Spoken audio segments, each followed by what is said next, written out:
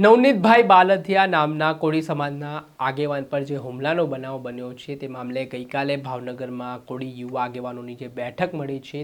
જેમાં હાલ એસઆઈટીની કામગીરી ચાલી રહી છે। મુખ્ય આરોપી સુધી હજી એસઆઈટી નથી પહોંચી, તેની સામે નારાજગી વ્યક્ત કરવામાં આવી રહી છે અને આ સામાજિક લેવલે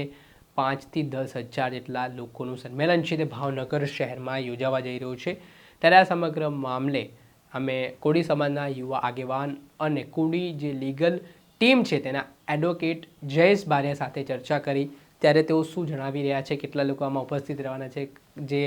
નવનીતભાઈ બાલધિયા આક્ષેપ કરી રહ્યા છે તે મુજબ એસઆઈટીની કામગીરી તેઓ કઈ રીતે જોઈ રહ્યા છે, ગઈકાલે જે ભાવનગર ખાતે જે બેઠક મળી આ બેઠકમાં શું ચર્ચાઓ થઈ ને કઈ રીતે કોળી સમાજના લોકો છે તે આગળની રણનીતિ ઘડી રહ્યા છે તે બાબતે જયેશભાઈ એડવોકેટે શું કહ્યું તે સાંભળો। નવનીતભાઈ બાલધિયા જે કોળી સમાજના આગેવાન છે તેમના પર જે હિચકારો હુમલો થયો હતો તેને લઈને કોળી સમાજમાં ખૂબ રોષ છે। આપણી સાથે કોળી સમાજના લીગલ જે ટીમ છે તેના એડવોકેટ અને કોળી યુવા આગેવાન જયેશભાઈ બારિયા જોડાઈ ચૂક્યા છે। જયેશભાઈ, ગઈકાલે ભાવનગર ખાતે એક કોળી સમાજના યુવા આગેવાનોની બેઠક મળી હતી, તો શું બેઠકમાં ચર્ચા કરવામાં આવી, હવે શું રણનીતિ ઘડાઈ રહી છે? હાજી ફેજાનભાઈ, એમાં છે ને કાલ અમારા જે 50 થી 100 આગેવાનો છે, 50 થી 60 જેટલા એ યુવા આગેવાનો બધા ભેગા થયા હતા અને જે એસઆઈટી ની ટીમ દ્વારા ઢીલી નીતિ અપનાવવામાં આવી રહી છે ને 20 દિવસ જેવો સમય થઈ ગયો છતાં મુખ્ય આરોપીનું નામ હજી આવ્યું નથી, એના સંદર્ભે નવનીતભાઈને ન્યાય મળે એ માટે આજે ભાવનગરમાં કશું જ આવેદન કે મીટિંગ નથી થઈ, તો એના માટે અમે ભાવનગર શહેરે પણ મહાસભાનું તો આ ઉમરવાડા જે વિસ્તાર છે ત્યાં તમે આયોજન કર્યું છે, કોણ કોણ આમાં હાજર રહેવાનું છે ને શું મહત્વની ચર્ચા આજે તમે બેઠક બોલાવી છે એમાં થવાની છે? આ ફેજનભાઈ, આ જે આયોજન છે એ સમસ્ત કોળી ઠાકોર સમાજનું રહેશે ને એમાં સ્ટેજ ઉપર નવનીતભાઈ માત્ર એક જ રહેશે ને બાકીના જે કઈ યુવા આગેવાનો કે જે રાજકીય આગેવાનો હોય અમારા સમાજના બધાને નીચે અમારી સાથે જ તે બેસવું પડશે જમીન પર। ટૂંકમાં કોઈને સ્થાન સ્ટેજ પર તો નથી આપવાનું, કોઈ પણ રાજકીયની સામાજિક સભા જ કરવાની છે ને એની માટે અમે આજથી અલગ અલગ વિસ્તારોમાં અમારી 10 થી 15 4 વ્હીલ ના કાફલા સાથે અલગ અલગ અલગ અલગ એરિયામાં વિસ્તારમાં લોકોને મળશું અને તે દિવસે મહાસભાનું સફળ આયોજન થાય એ માટેના પ્રયત્ન કરશું।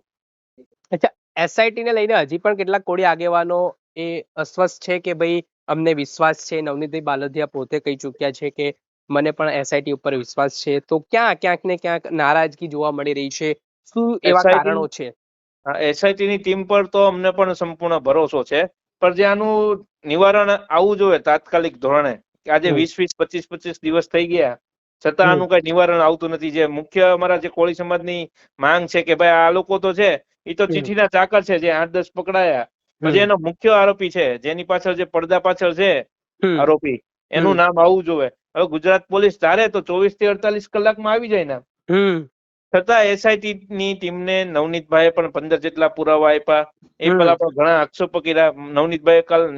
નિવેદન પણ આપ્યું, પણ છતાં એસઆઈટી ની ટીમ દ્વારા હજી કોઈ ચોક્કસ આરોપીનું નામ કે ચોક્કસ કાર્યવાહી નથી થઈ। એના અસંતોષ ના ભાગરૂપે આજે ભાવનગર શહેરમાં 1 ફેબ્રુઆરીએ એક મહાસભાનું આયોજન કરવામાં આવશે। કેટલા લોકો અંદાજિત આ મહાસભામાં આવી શકે છે, શું આયોજન છે, કેટલા લોકો ભેગા કરવાના છો? એમાં અમારો ટાર્ગેટ તો છે ને 5 થી 10 હજાર લોકો જે અમારા સિટીમાં લેતા હોય જી એની માટેનો છે, 10,000 સુધીનો ટાર્ગેટ છે અમારો। અને જો ન્યાય નહીં મળે તો? ન્યાય નહીં મળે તો હજી જે આ શાંતિપૂર્વક આંદોલન ને જે મહાસભા ને આવેદન થાય છે એ બધું બંધ થશે ને ઉગ્ર આંદોલન ની ચીમકી આપવામાં આવશે ને જ્યાં સુધી ન્યાય નહીં મળે ત્યાં સુધી કોળી સમાજ છે એ શાંતિથી બેઠશે નહીં। ચોક્કસથી જયેશભાઈ, ખૂબ ખૂબ આભાર, તમે મહત્વપૂર્ણ માહિતી આપી ને અમારી સાથે જોડાયા। આ હતા કોળી સમાજના યુવા આગેવાન જયેશભાઈ બારિયા, જે એડવોકેટ પણ છે ને તેમણે જે આગામી આયોજન છે તેને લઈને વાત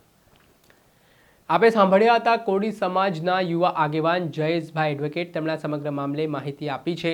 ને આ જે સમગ્ર ઘટનાક્રમ નવનીતભાઈને લઈને બન્યો છે તેને લઈને કોળી સમાજ લડી લેવાના મૂડમાં દેખાઈ રહ્યો છે। તેમણે કહ્યું કે આટલા દિવસો વીતી ચૂક્યા છે, છતાં પોલીસ છતાં એસઆઈટી છે તેના દ્વારા સત્તાવાર કોઈ માહિતી આપવામાં નથી આવી રહી, મુખ્ય આરોપી સુધી પહોંચવામાં નથી આવી રહ્યું અને તેના કારણે હવે સમાજની ધીરજ ક્યાંક ને ક્યાંક ખોટી છે. તેમણે એવી પણ ચીમકી ઉચ્ચારી છે કે પહેલાં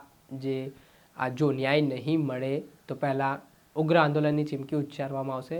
નહીંતર સમગ્ર ગુજરાતભરમાં આંદોલન કરવામાં આવશે. ત્યારે જોવાનું રહ્યું કે આવનારા દિવસોમાં ભાવનગર શહેરના ઉમરવાડા વિસ્તારમાં જે એક સંમેલનની જાહેરાત 1 ફેબ્રુઆરીની આસપાસ કરવામાં આવી છે ત્યારે કઈ રીતની સ્થિતિનું નિર્માણ થાય છે. દર્શક મિત્રો, આવા જ નવા વિડીયો સાથે આપને માહિતગાર કરતા રહીશું, એટલે નવજીવન ન્યૂઝ જોતા રહો.